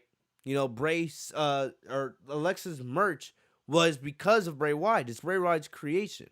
So technically, if based on what me and Anthony were discussing, Bray Wyatt should be the one getting the revenue and the money from that merch, not Alexa Bliss, right? Alexa Bliss being on the SummerSlam card and getting a match with Eva Marie, right? That should not be happening, And Anthony was telling me that Alexa has pull backstage, right? And you guys we've complained about Alexa Bliss in the past. Because she's a blonde, she has some pulls backstage. But I was thinking if Alexa has so much pull, right? If she has so much pull, why isn't she the Raw Women's Champion? Right? Why isn't she? Remember, when was the last time Alexa Bliss held, the Raw Women's Championship? It was like, what, 2, 3 years ago? So it's interesting. I'm not sitting here defending Alexa Bliss. I'm not, right? I'm not the biggest Alexa Bliss fan. I don't hate her as much as I used to. When Alexa Bliss was the goddess and she was being pushed down our throats, I hated Alexa Bliss. I don't nearly hate her anywhere close to the love I used to back then. I'm not her biggest fan, but I do find it very interesting. I do find it very, very interesting when Anthony brought it up to me, because when he was arguing with me, I was like, dude, why do you care that much, right? And the heart of the issue here is Bray Wyatt, So I found it interesting. I'll ask you guys the question. You guys can answer in the comment section or in the chat. Is it bad that Alexa Bliss is basically continuing the legacy of Bray Wyatt's creation? Should Alexa Bliss go back to the goddess character or create some other character and let the character of the Fiend die because Bray Wyatt's not there? I don't know. I don't know personally, right? I didn't really give it too much thought until me and Anthony discussed it earlier today. So let me know your thoughts in the chat. It's definitely very interesting, right? But I'll say this: Alexa and Eva Marie should not be taking place at SummerSlam at all. It should not be taking place at all. It doesn't even deserve to be on the pre-show. The fact that we're getting that match at SummerSlam, makes me want to throw up in my mouth. Mainly because of how bad Eva Marie is, right? We have not seen Eva Marie do anything, in the ring. Think about it. Eva Marie's been back now for what, 2-3 months? How many legit wrestling moves has she done since she's been back? Nothing. Doudrop does all the work, right? And she just tries to come in and pin and take the credit. So, look, Eva Marie, versus Alexa Bliss, I have no idea what to expect from that match at SummerSlam. No idea. I don't care for it. But, man, the fact that that match is actually on the card, it's disgusting. It's disgusting. Okay? And you see Anthony's going apeshit in the chat on Alexa Bliss right now, right? He's saying Alexa has pull. She can have her gimmick change, right? Her doll sold out several times on WWE Shop. Grown men buy that doll. She's pulling money from that gimmick. She is making money for barely fighting. It's an easy paycheck. She doesn't need a belt. Making more money doing what she is doing. Bliss needs to be on the show for all those food that brought the doll. Eva Marie is the last reason why this match made the call, and WWE needed to put Bliss in. It's a very interesting take. It's a very interesting take, all right? I don't know, I honestly, I don't know. But, let me know what you guys think. I have no desire for this feud. I have no desire to see what happens at SummerSlam between these two, right? I feel like it'll just be interesting to see if Eva actually does a wrestling move. Will Eva do an actual wrestling move at SummerSlam? That's gonna be interesting. That's the only thing that I really are interested. All right. Anthony says money talks, right? It's not a take, it's the truth. All right. Hey, I'm not gonna sit here and disagree with Anthony. I'm not gonna disagree with you, bro. Right? I'm not as passionate on this subject as you are. I miss Bray Wyatt more than anybody else. I truly do miss Bray Wyatt. I wish WWE did him dirty. But look, man. Hey, it's interesting. Hey, Anthony, if you want to do an extra, right? If you want to do a video talking about Alexa Bliss and how much she sucks, I'll put it on the channel. I'll give you the revenue for it. Like, definitely. If you want to talk about this more, hey, we miss your thoughts. For OG listeners of the podcast, we miss Moose's thoughts. We don't want to just see him in the chat. We want to see him actually back talking on the mic. But also, we have Eva Marie in the chat, right? I know we have some big. We have, holy shit, man. So we have Eva Marie, I guess, subscribe to my channel, right? Somebody under the screen name of Eva Marie. I noticed you in the SmackDown review from last night. I don't know why the hell you would waste your time I don't know why you'd waste your time making a screen name trying to make yourself believable as Eva Marie. You know, like why the fuck would we care? Why the fuck are you try? Why the fuck are you wasting your time? Why the hell? Why the hell are you wasting your time making a screen name called Eva Marie? I don't like what the, like really. And why are you trying to make? Why don't you just come on here, come onto the podcast, come onto the channel as yourself? You know, I recognize most of the people from the chat because they try to be themselves. We may disagree on opinions here and there, but I know who you guys are. You don't try to fake it. Just like I never fake it when I'm behind the mic. Why the fuck are you under the screen name Eva Marie and you're wasting your time? That's a waste of time right there, bro. Come on, you can do better. You can do better. All right? So Eva Marie, I'm going to ask you, I'm going to request that you change your screen name to whatever your real name is and just be yourself. Stop wasting your fucking time. All right? Come on. JD, good to see you in the chat. He says, I hate this show. Glad I don't have to watch it, and I hope that people I care about the most don't end up there. Clearly, JD's talking about Bailey, Sasha. I know exactly what this guy's talking about. Eva Marie says, I don't try to make it believable. It is fun, and I like to see people's opinions of Eva. See, look, and there we go. We got this Eva Marie person to break character, right? Look, Eva, or whatever your real name is, you don't need to come up with this ridiculous screen name and this ridiculous act to get my opinion of Eva. Just ask it. Just ask it. Be yourself and ask. Don't try to be something that you're not. I hate that. I hate that.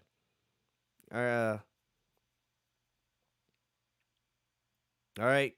So, Eva, whatever your real name is, just change it to your real name. Put a normal profile pic. All right.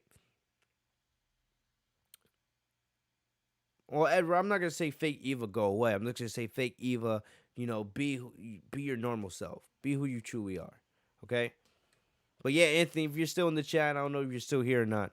But hey, if you want to make an extra on that, right? Hey, I'll let you come on the channel. You can talk about it as much as you want, because I'm not as passionate about this Alexa topic as you are. But definitely, it's something interesting, right? Something interesting to think about.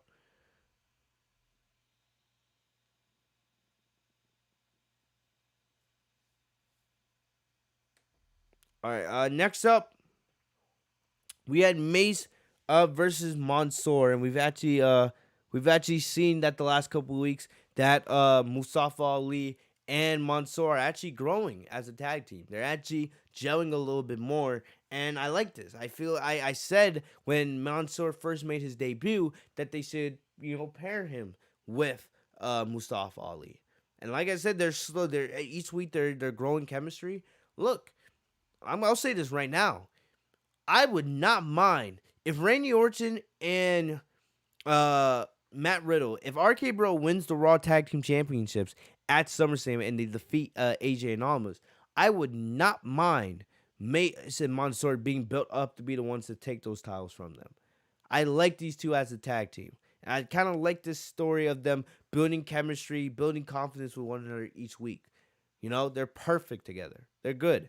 I want to see Mustafa Ali succeed. I like Ali a lot, And Mansoor, you guys know his potential, right? So, they are growing a little bit in chemistry and as a unit each week.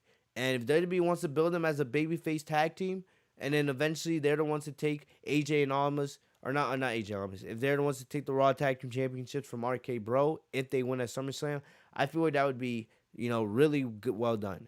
You could have them taste after the Raw Tag Team Championships during the fall, and then maybe later in the fall, you can have them take the titles from RK Bro. Right? I'm liking this team more and more as the weeks go by. So, Ali accompanied Mansoor to the ring for his match against Mace, kind of like what Mansoor did for Ali last week. T-Bar was there to support his partner, and Ali said he would be there to watch Mansoor's back because he still has a lot to learn. Mansoor went for a single leg takedown, but Mace threw him away like a bag of garbage. He slammed Mansoor with ease and put him in a camel clutch. But then Mansoor broke free and began to build some momentum. Ali interfered while the ref was looking the other way and helped Mansoor reverse a pinning combination to get the win.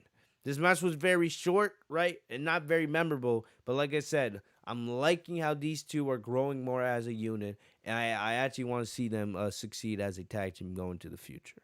Okay? Alana, you look new. I don't recognize your screen name. So let me know if you're new to the podcast. If you're new, welcome. Glad to have you here. Welcome to the Fitz family, right? But Alana says, I want to see Almas as a singles wrestler. I don't really care for AJ, but I see a lot of Almas going forward. Yo, look, Alana, I'm gonna be honest with you for a sec. I think you're what are you talking about, bro? What are you talking about? AJ Styles is one of the best wrestlers in the world, not just in the company, but in the world, right?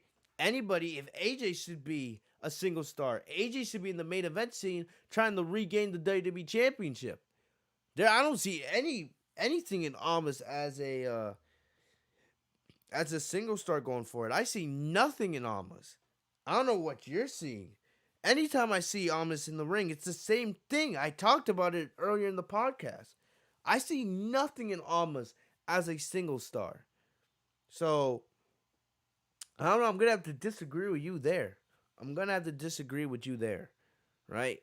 I think you got it wrong, man. AJ should be in a singles role. And Almas, who cares about him? Who cares about him? All right? Almas sucks. The guy is like watching wet paint dry. He does nothing in the ring. Nothing. So I'm going to have to disagree with you there, Alana. So, next up, we had...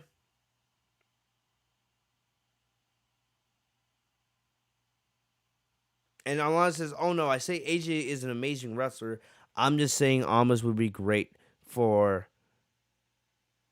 as a giant. Look, I'm kind of tired of the whole big giant thing. I've seen it too many times in the past, and I just don't think Almas is that guy. He needs a lot more work if he's gonna ever be that guy one day. You can't be doing one move and then taunting for 2 minutes and then going to the next move. You can't move like a snail in the ring and be believable as a big man. As a big man, you have to be able to move. And Almas does not do that well in the ring. He doesn't. You know, if he could improve on that, maybe he does have a future as a giant. But right now, I just don't see it. I don't see it, man. I haven't seen any improvement from when he made his debut to now. He's exactly the same as when he first made his debut. You know, so I'm sorry, but I'm going to have to disagree with you there. So next up, we had Jeff Hardy versus Karrion Kross. I was scared for this. I was very scared for this because we've seen Jeff Hardy and Karrion Kross. And remember, Karrion Kross did lose to Jeff Hardy in his debut match on Raw, right? And Karrion Kross actually beat Hardy last week in the second match that these two had, right? And then he attacked Hardy again after the bell. So here I am thinking, all right, they're going to do the rubber match tonight with these two. And wouldn't it be ironic? Well, you know, it wouldn't be... It would make sense because Vince is so out of touch. I would have no surprise if Vince would have Karrion Kross lose to Jeff Hardy, not only to lose this series of matches against Jeff Hardy, but to also you know, kill Karrion Kross's momentum 6 days before his NXT TakeOver match against Samoa Joe for the NXT Championship. Because I feel like it's likely that Samoa Joe is going to win the NXT Championship for a third time at TakeOver this Sunday, and that Kross is going to be moved to Monday Night Raw full time. I think that's what's happening at TakeOver. I think that's what's happening. And I would have no surprise if WWE was going to have Kross lose. JD even tweeted it earlier in the night on Twitter before the match did it. He tweeted that he would not be surprised if they did a rematch with Kross and Hardy and that they would have Kross lose. They did the rematch, but Kross did get the victory. So Hardy was interviewed backstage, and Hardy said that, you know, he was going to end Kross's 15 minutes of fame but then Cross attacked him in the gorilla position right before their match. So then Hardy came out, right? He tried to do his entrance, but he wasn't clearly himself because he was selling the effects of Cross's attack. This match went quick. Hardy got a couple of moves in, but Cross countered the twist of fate, locked in the cross jacket submission, and Hardy had no choice but to tap out. So Cross got the victory. Not that it really mattered, right? I don't know why, because still, man, I'm not gonna forgive WWE for booking Cross, who was undefeated in NXT, right? Cross was undefeated in NXT, and then you bring him to Monday Night Raw, and then he loses his first match, his debut match, to Jeff Hardy. You tried to book him and give him payback, right? He beat Keith Lee, but then he lost to Keith Lee the next week. And then he beat Jeff Hardy, and then he beat Jeff Hardy tonight. So technically he's 3-2 in the last 5 weeks that he's been on Raw. Clearly they're setting it up that if Cross does indeed lose to Samoa Joe at TakeOver this Sunday, they're probably not going to do a rematch with those two. They're just going to send Cross straight up to Monday Night Raw full time, right? So, look, I like Karrion Kross. I just hate the way he was booked. He's been booked these last 5 weeks. Too much 50-50 booking. Too much 50-50 booking. But we'll see what happens to Kross with TakeOver on Sunday, and we'll see if he becomes a full-time member of Raw starting next week. Because that's where I feel like this is leading to, right? Why would you have him on Raw the last 5 weeks if you weren't setting him up to be full-time on the main roster going forward after NXT TakeOver, right? But we'll see what happens, and we'll see what the future entails for Kross, even though I have not liked the booking for the start of his main roster career. Alana, he did have the NXT belt with him on he did have the belt with him on Monday Night Raw these past 5 weeks. So he still is the NXT champion. I don't think he will be NXT champion by the end of TakeOver Sunday night. But hey, we'll see what happens. Casey said Karrion Kross won in 30 seconds. Why haven't they done that from the start? The damage has already been done.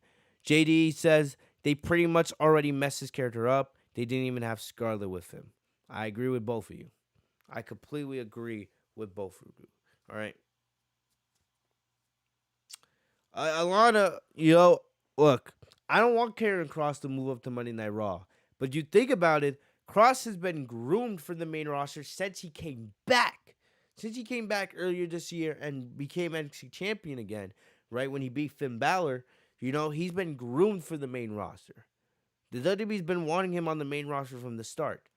I do think Karrion Kross will look, and I think Karrion Kross is one of those guys that WWE may have a plan for him to be world champion in the future. Maybe. Right? I want to believe that Kross is in the plans to have a big future and potentially be a world champion sometime in the next year. Right? It's just that WWE's track record with NXT stars is so poor that it's just hard to believe it. That's all. That's what it is. It's just hard to believe it. We'll see what happens. But I do think WWE's going to try to push Karrion Kross into the main event scene. And he could potentially be a world champion in the next year. But it says that his presentation to start off his main roster career has been poor. I don't know why what Casey said it best. Why did they just have Karrion Kross beat Jeff Hardy, squash him when he first made his debut 5 weeks ago? Why did it take till now? Why did it take for this third match, right? Kross's 5th week on Monday Night Raw. Why did it take till now for them to get Kross's booking right? They already done the character, injustice. All right? We'll see what happens. Right? I still want to have hope for Kross's main roster career, but it's not off to the best start. It could have been done much, much better. So last but not least, before we get out of here, we sadly have to talk about Goldberg and Bobby Lashley. They were advertised to have a face-to-face, right? And they saved that for the main event. I already talked about this for the most part in the earlier part of the show. There is no story that you can tell To me personally, there is no story that you can do with Goldberg and Bobby Lashley that's going to make me care about this match. There is nothing that you can do. Nothing. Right? And after tonight, I want to believe that Lashley's going to retain at SummerSlam, and most likely Big E's going to cash in the Money in the Bank briefcase on Bobby Lashley and become WWE champion. But I am scared that we could see Goldberg win on Sunday or on Saturday, right? I saw Casey said earlier that Goldberg's contract says that he's only supposed to wrestle twice a year. Still, man, hey, WWE could easily throw money at Goldberg and say, hey, we'll give you more money if you make a couple more appearances and wrestle 1 or 2 more matches. I would not be surprised if that's what WWE wants to do. Okay. I am very scared that Goldberg could win this Sunday at SummerSlam. And if he does, you guys will get an epic rant from me.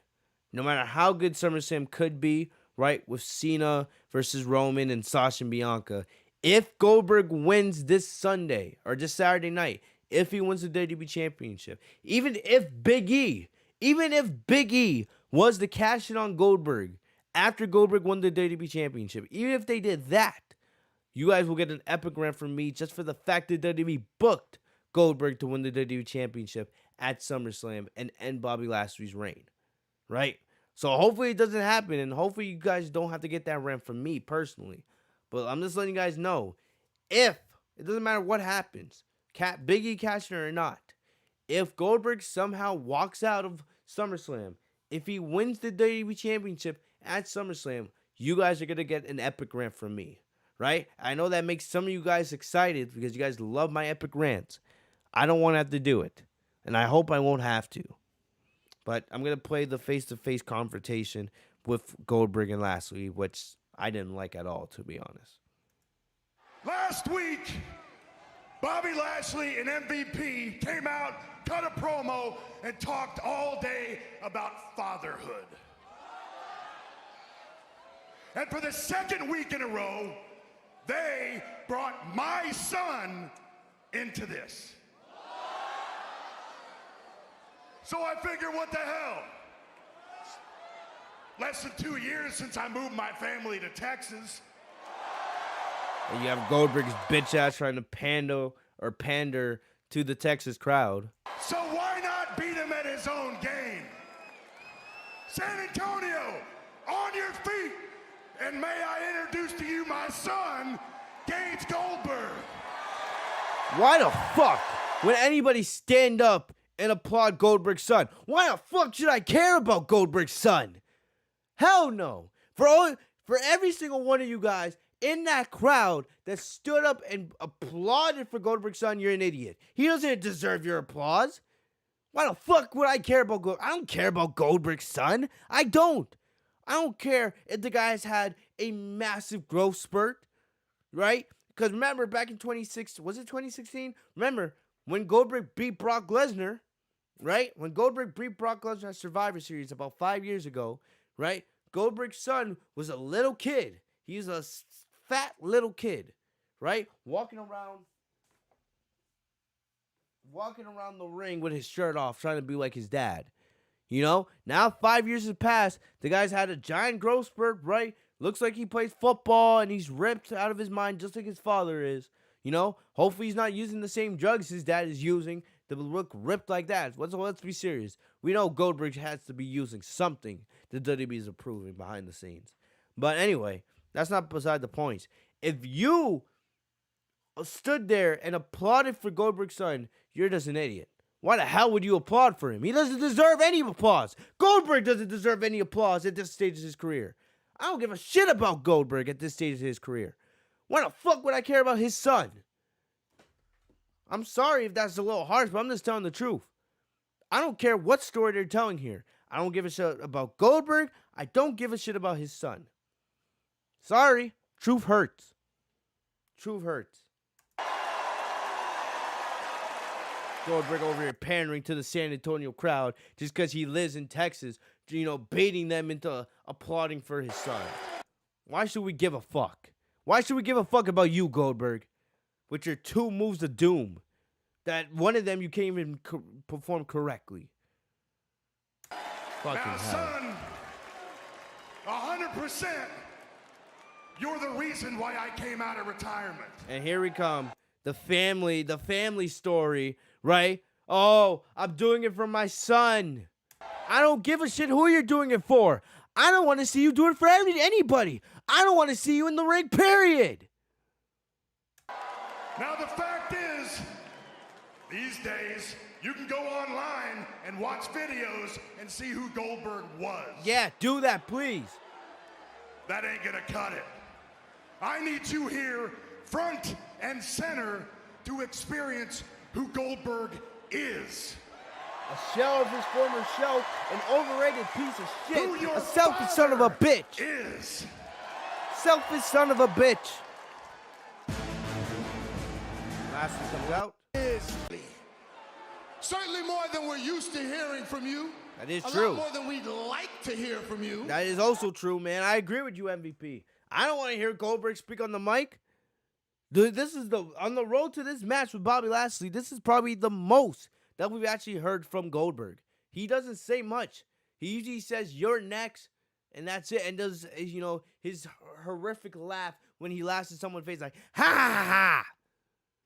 But Goldberg over here talking these past couple weeks, talking about who Goldberg is and why he gets these opportunities, talking about his son and Texas and all this shit. Sorry, Goldberg. I don't want to hear from you. I don't want to see you. I don't want to see you in the ring. I hope this is the last time we see you in the ring for a long time at SummerSlam. Even though it probably isn't, but a man can dream, right? A man can dream. Which is uncharacteristic of you, because normally you let Fuck your Goldberg. actions do the talking. So I can't help but to wonder if perhaps you're overcompensating for something. Maybe it's because you realize that you're outmatched. Yeah, you thought that you could just come out here and be the Goldberg of old, kick your leg up in the air, stick your tongue out, yell and scream, tell Bobby he's next, jackhammer, spear, wrench, repeat. But when you locked eyes with the Almighty, you saw that it was gonna be different this time. For the first time in your career, you've run down on a man who's more dangerous than you, more ferocious than you, And everything more MVP is saying, explosive than you, everything MVP is saying in this promo is facts. It is facts. more dominant than you. Goldberg, you have run down on the almighty WWE champion, Bobby Lashley. I gave you every opportunity to bow down and walk away and save yourself the embarrassment of what I can do to you. But you're too damn stubborn and hard-headed. So now you play by the house rules. And around here, the house always wins. You have Goldberg I know giving you that retarded ass smile. Fucking hate this guy. I'm gonna bro. have this proud SummerSlam moment. And I'm gonna give you that moment.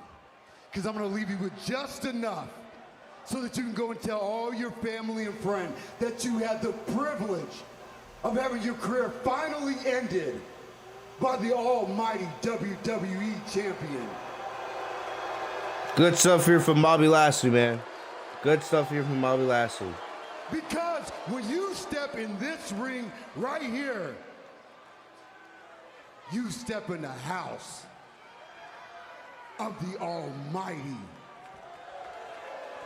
Pretty good promo. Gotta give Lashley his credit. Good promo. Lashley, that's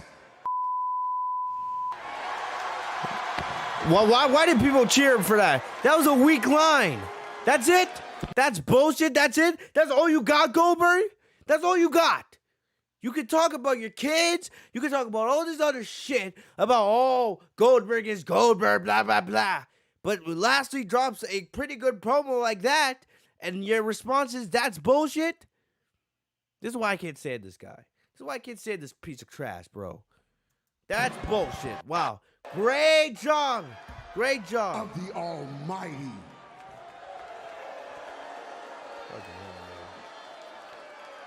Lashley, that's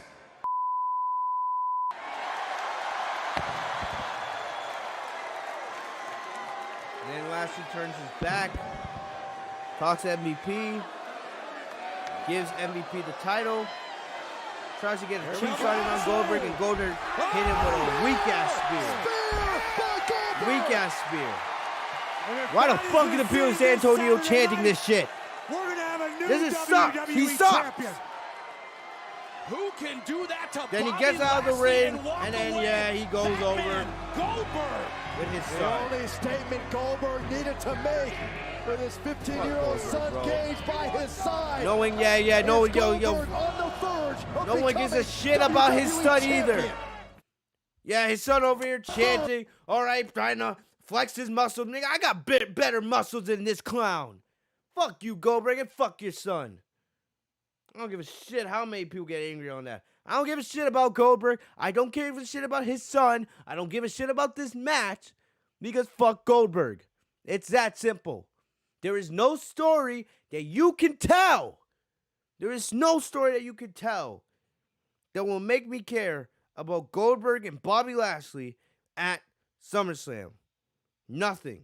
And I will make that clear as many times as I have to. Garbage. Garbage, garbage, garbage. This was a garbage way to end a garbage show, to end a garbage build for SummerSlam. It's that simple. Garbage. SmackDown, this show proved once again why SmackDown will be carrying WWE SummerSlam 2021. Don't care what anybody says. All right? Alana, you like Goldberg? Really? Look at, oh no, Alana, look. You're saying, Alana, you're new to the channel here, and you're saying some very, very controversial shit. Very, I don't know, this is not the best way to make a first impression. Right? You're not making the best first impression on me right now. You're not. And I love my subscribers, but I'm not liking this at all. So Alana says, you want to go off on me? I like Goldberg. Alana, how old are you? All right, how old are you? Let us know how long you been a WWE fan. I like to know, these things. Have you been watching all your life? Have you been watching the last couple years? Are you new? Alana says, I want Goldberg to win at SummerSlam, not because it's Goldberg. It's just, no matter how good of a wrestler he is, I hate Bobby Lashley with every bone in my body. Look, if you hate Bobby Lashley, sure, that's your thing. That's your opinion, whatever, right? Look, you have your own opinion. But why not just say, have Bobby Lashley retain against Goldberg and have Big E cash in? All right? Just have Big E cash in on Goldberg. All right? Then you get Lashley, to lose the WWE Championship, which I guess will make you happy. And then you make a big star. You make a big moment. You make a star-making moment with Big E finally getting that big championship win that people have wanted him to get for years. All right? I feel like that's what we should be talking about. But no, it should not be Goldberg. Goldberg should not be the one taking the taking the WWE Championship from Bobby Lashley. I don't give a shit what anybody says about that. All right? Sorry. And Alana, you've been a fan since 2018, so you've been a fan for a couple years now. All right? Well, Alana, I'm going to ask you a question before we end the podcast. All right? Who's the best female wrestler in the world? Answer me that question right now, please. All right, man? Please answer me that question as I get ready to end the podcast here. But other than that, man, this has been a terrible build for SummerSlam on the Raw side of things. This was not a good show, right? And outside of Damian Priest and Sheamus and RK Bro challenging for the Raw Tag Team Championships, there's really nothing important on the Raw side of things for SummerSlam. Sasha Banks and Bianca Belair, Roman Reigns and John Cena, and Edge and Seth Rollins will clearly be the ones to carry SummerSlam for all of us, okay? Okay? So clearly that's the case here. And it's sad. It's sad that Raw's had this shitty a build going to SummerSlam. But what else do we expect from Monday Night Raw? Right? What else do we truly expect from Monday Night Raw these days? Okay? It's garbage for the most part. It's mostly garbage, right? And the SummerSlam build reflects that. But either way, man, we got through the review. We got through this shitty show. I hope, my review was more entertaining than Monday Night Raw. Right? That's what I tried to do for you guys. I try to spare you guys the misery of watching Monday Night Raw, and you guys can get Monday Night Raw through my reviews, right? So hopefully you guys enjoyed the review. Thank you guys for being here. For those of you guys that are in the chat, for those of you guys that were here for the live stream, thank you guys. I love you guys. You guys are amazing. For those watching on demand, you guys are amazing. Thank you for all the support you guys show. Before you guys leave, make sure to leave a like on the video. It helps the channel out a ton. So, it helps me out so that we can push, the podcast to other people so we can educate them on wrestling, okay?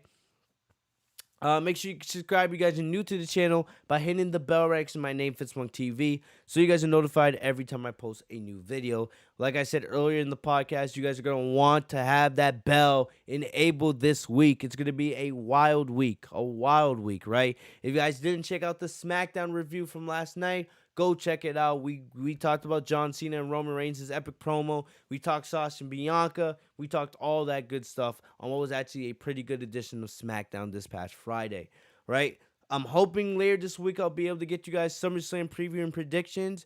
I'm planning on having the SmackDown review up either late Friday or, early, sometime Saturday. I want to get that review out as early as possible so you guys can watch, listen, and enjoy that and get ready for SummerSlam Saturday night, right? I don't know yet if I'm going to have a SummerSlam watch party. I don't know yet if the SummerSlam review is going to be Saturday night, right? The SummerSlam review will either be Saturday night or Sunday afternoon. It will be one of those two times. I'll let you guys know. So follow me down on social media. Follow my Twitter specifically so you guys get the information on that. It's going to be a big week. For those of you guys who are here with me, man, it's going to be a long week. A lot to expect from wrestling, anime, right? CM Punk, a lot of stuff happening. So it's going to be a very, very long week, but I'm glad you guys are here joining me for the ride here on FitzMonkTV. Alana says that I might have to go with Sasha Axley. Ding, ding, ding, Alana. Welcome to the channel. Welcome to the family. This is a pro Sasha Banks channel, all right? Well, Sasha Banks is the GOAT, in my opinion, the best female wrestler in the world. So the fact that you gave that answer put a smile on my face as we end the review. So thank you, Alana, for being on the right side of history. But other than that, guys, that's all I got for you guys today. I'm going to end the podcast right here. Thank you guys as always. I'll see you guys later, man. See you guys later this week. You guys stay safe and healthy, y'all. Please.